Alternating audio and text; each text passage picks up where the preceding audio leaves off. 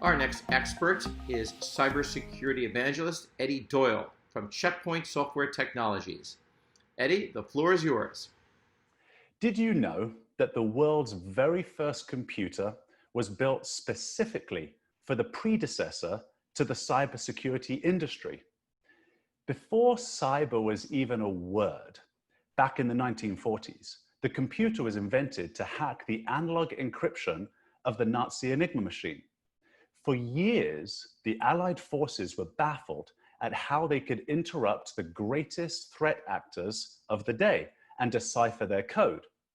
The great Alan Turing, to whom this world owes a massive debt of gratitude, created a computer to do what no single or group of people could do.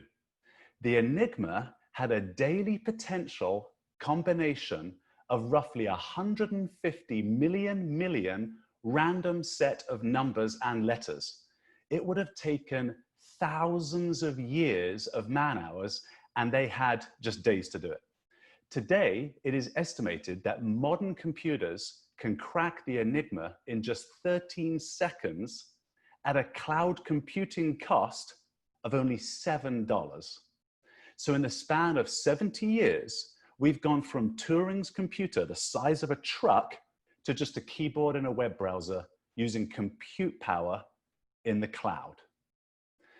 The technology changes, but the threats remain the same. Bad people want to steal your property or cause damage to you, your family, your organization, or your country. As traditional warfare demonstrates, those with the best technology usually win the war. In 1184 BC, the Greeks appeared to have departed in ships, leaving behind a large wooden horse as a victory offering to the Trojans. This was technology of a sort. In fact, I'd go so far as to say that only ideology seems immune to technological advancements. Despite having smartphones with more compute power than Alan Turing's Christopher, modern medicine, which can use a robot to perform surgery, or driverless air taxis, right? People's ideology is very slow to change. And it's a very strange phenomena from where insider threats will originate.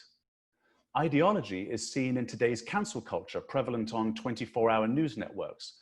A person decides on something that fits their worldview, and instead of having an open mind, they fit so-called facts into their own narrative and then drown out anything which opposes their view. It's a very dangerous time, and it's not surprising. At no other point in human history have so many cultures been brought together overnight with technological advancements that should have advanced people's thinking, but instead people look past the inspirational innovation of the new world and seem to dig in their heels to promote whatever genius idea they think they've concocted. This is how insider threats are created. Take the infamous case of Edward Snowden, glorified as a defender of truth. Now, my view on Snowden has been very unpopular in cyber circles since his 2013 theft of classified intelligence.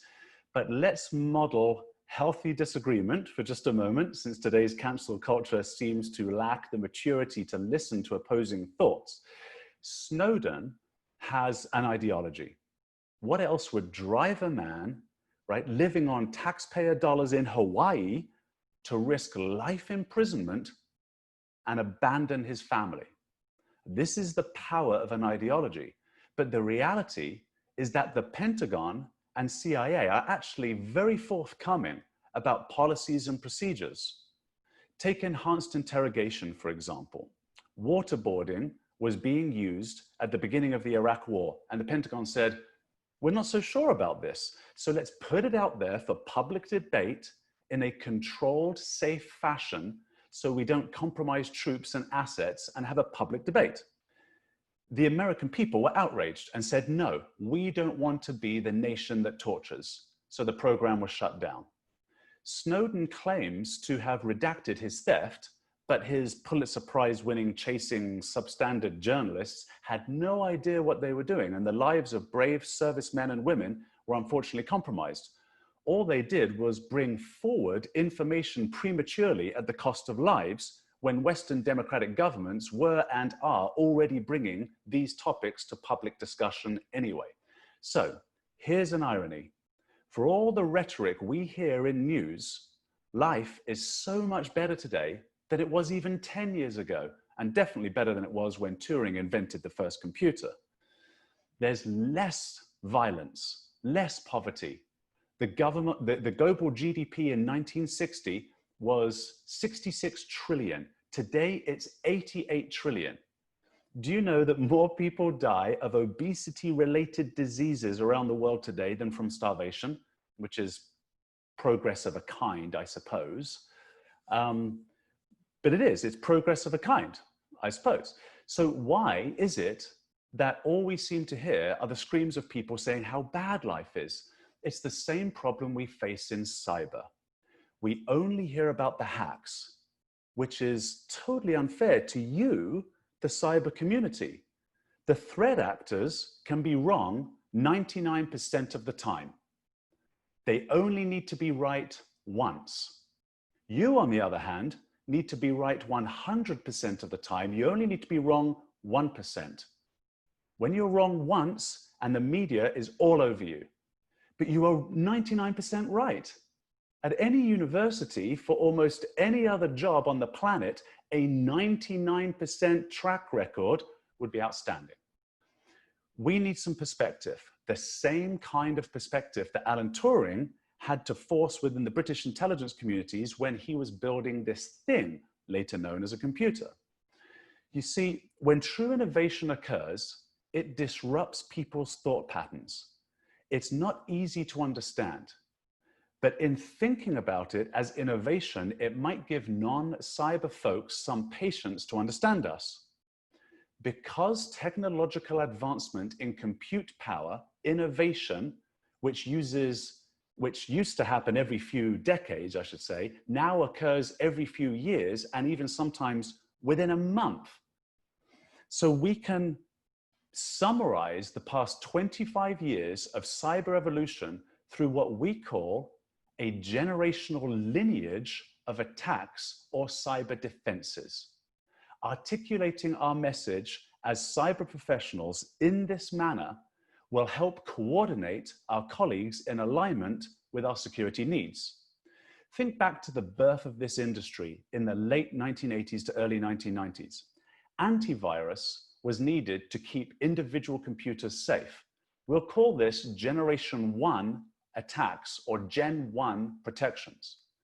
Generation 2 attacks quickly followed in the late 1990s as cyber hacks started to spread from one computer to another throughout entire company networks and had a paralyzing effect on businesses, driving the creation of the firewall by Gil Shwed, CEO of Check Point and arguably the founding father of cybersecurity. So now, in addition to AV, companies add firewalls to their data centers, and not just one, but to safeguard against equipment failure, they bought two. So companies added firewalls to their data centers, not just one, but to safeguard against equipment failure, they bought two of everything so that they could have redundancy. And this was advised by the Forresters and Gartners and other organizations and colleagues within the industry to make sure that our engineers were engineering an SLA that we completely and utterly could rely upon. IT became more and more essential in the 2000s. By the time Generation 3 attacks came to marketplace, we started to see attacks against applications. Application control was therefore needed, and a myriad of other intrusion prevention type of technologies. So now we have corporations buying AV, firewall, IPS, not just one, two for redundancy. And then it was recommended by all the analysts, You buy one set for the outside, one set for the inside. You're starting to see how the multiple layers of cyber are adding complexity to our environments. Around 2015, Generation 4 type attacks started to see unknown, evasive, polymorphic attacks hit people's networks. And this drove companies to add to the already very crowded AV, firewall, and IPS technologies such as anti-bot and sandboxing to their environments. But then large-scale multi-vector attacks started to take place around 2018. Think of NotPetya, right? These massive fallouts from huge, potentially nation-state type attacks. And so in addition to AV, firewall, IPS, sandboxing technologies, anti-bot, we add threat prevention, cloud technologies on top of this. And to exacerbate the problem, and in an effort to satisfy consumer demand over the past few years, tech companies have continued to advance their compute capabilities. And so cybersecurity technologies listed here were also replicated for people's personal devices, IoT devices. And this brings us into what we are now calling Generation 6 cybersecurity threats and advancements that are needed. Nanotechnology. The development that's taking place right at the cutting edge of our systems at the moment is to actually start pivoting the problem of the cloud by using the strength of the cloud, the elasticity of the cloud, so that we build our own threat cloud to service any device that's out there, including all of the billions of IoT objects in the marketplace. Now, the problem with developing and building layer upon layer upon layer of these technologies is that you have too many blinking lights in your data centers, ladies and gentlemen. This is the enemy of preventative architecture. And with our dying breath at Checkpoint, we will maintain that prevention, not detection, is the only methodology of true architecture for a cybersecurity network. Now, of course, the elephant in the room for prevention are false positives. What if a false positive, if I get rid of that any rule at the bottom of my rule set, and a false positive slows my business down to a crawl, I'm going to have a very uncomfortable dialogue with the CEO. We understand this, and with a hand on my heart, we empathize with this, but it's not nearly as scary as you might think. In actual fact, the CEO, the general counsel, the CFO, all of these people actually understand and calculate downtime into the business. The weather, for example, causes downtime in some businesses. Employee sickness, strikes. There are multiple factors that the C-suite within any organization currently understands as something that needs to be priced into the equation so that our corporation can continue running when, not if, there is a disruption in business flow. Now, that's not to say that you can tolerate an unlimited amount of disruption, but it is to say that you can ask the uncomfortable question. You can ask the question to the business, how much downtime could we tolerate? Now, that's a horrible question. We get that. But as I said, employee strike, sickness, weather, whatever it might be, that is a question that is modeled into the business. Once you know the answer, it could be 10 minutes a month, which is an eternity in our world. We can engineer an architecture in full prevention mode for your organization, getting rid of that any rule so that we no longer have what we would call a super fast router. But what we do have still is a blinking lights problem. Complexity is the enemy of security. If security isn't simple, it isn't followed. A perfect example of this is the requirement of alphanumeric passwords for all of our users. Now, we know what has happened with this. We've been battling this for 20 years. We've gone to the smartest people in the world, like PhD mathematicians and linguistics experts, given them a Western QWERTY keyboard and said, make the most robust security system you possibly can with this thing. Upper caps, lower caps, digits, numbers, minimum 8 letters, alphanumeric nightmare. And NIST's latest guidelines no longer recommend that users change their passwords on a regular basis because people tend to run out of complicated things to remember. It actually reminds me of a time when I walked into a pub and I said to the bartender, what's the Wi-Fi password? I just need to log on. He said, oh, you have to buy a drink first. I said, okay, fine, I'll buy a Guinness. He said, is a porter okay? I said, sure. So then after the porter came, I said, hey, what's the Wi-Fi password? He said, you have to buy a drink first. No capital letters, no numbers, all lower caps. So that drink cost me $10 back in those days. But this is the problem that we have, is that we have no idea how to, we've basically given the burden of security to the rank and file who do not think in ones and zeros like we do, because we were drawn to this industry, because we've created systems that are overly complicated. CISO magazine, CISO Online, has estimated that the average enterprise corporation has 70 cyber vendors in its network. Now, I actually think this is a little bit of an overstatement, but I can believe they have around 50. So imagine this, you've got 50 different vendors in your network. You've likely got multiple redundant devices, and for each location. So this is thousands of things and blinking lights to manage. And so your SIM, you get a SIM to make sure you can manage all of these blinking lights, but it's still blinking a lot of lights.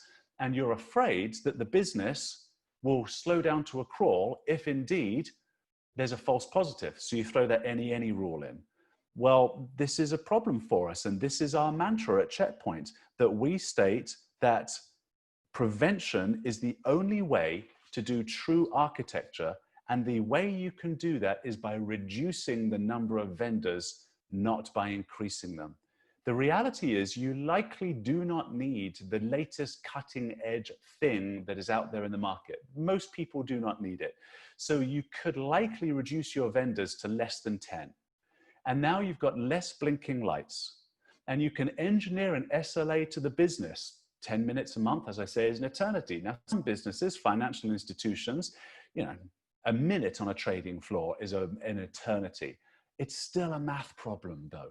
This is still a math problem for us. And there is an organization out there that does this, an enterprise organization. There are actually quite a lot, but I can think of one in particular that you, the audience, this enterprise organization. They are in entirely full prevention mode in their architecture. Who are they? I mean, I can go into the details of how, but we need to do that over a longer period of time. So I'll just tell you the who. It's us. We drink our own Kool-Aid at Checkpoint.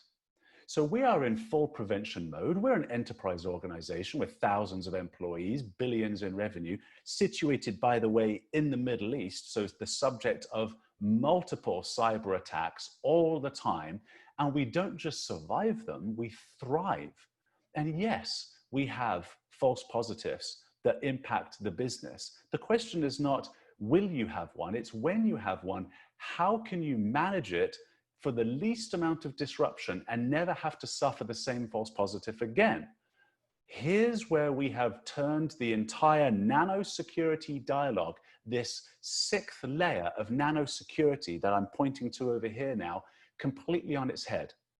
So IoT devices that with the advent of 5G are coming your way, whether you like it or not. This is the shadow IT experiment that we did back in 2012 was just a warm-up for what's about to take place here. It is estimated that today there are 6 billion IoT objects in the marketplace. It's currently a $152, I think it is, billion industry.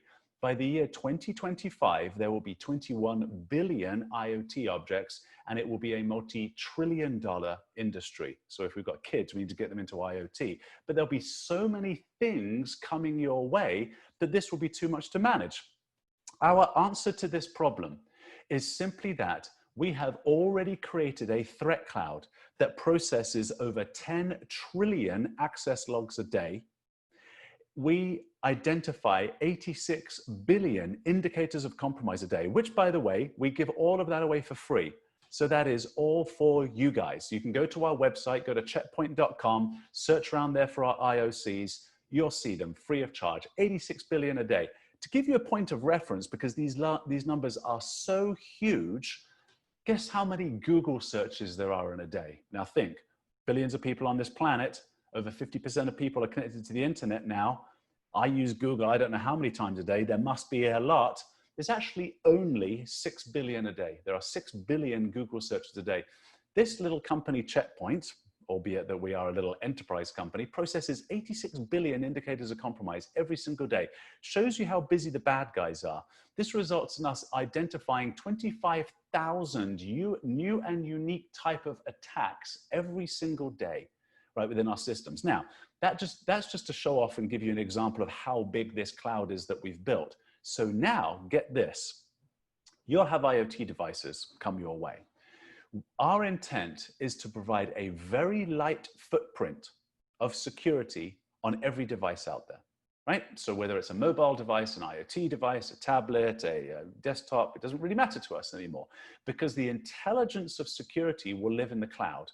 Now we use the elasticity of the cloud so that anytime one of these IoT devices sees a threat, it calls home to the cloud. If we have the signature for it, we apply it immediately.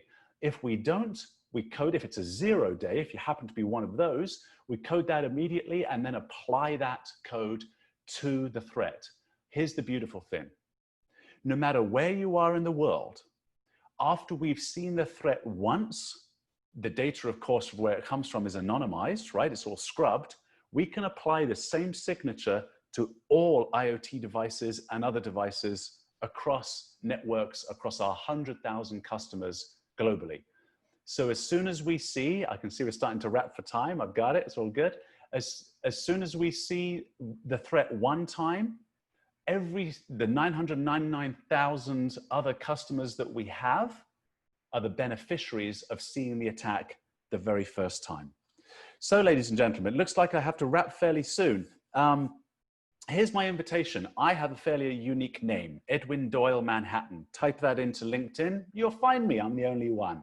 And I would love to continue this conversation with you in public forum over LinkedIn's newsfeed, engage you with our local resources in the area in which you're living, and actually sit down and go through this math problem with you and engineer a prevention architecture to the SLA that your business needs. It's a math problem, ladies and gentlemen, and there are smart enough people out there who can help solve this with us.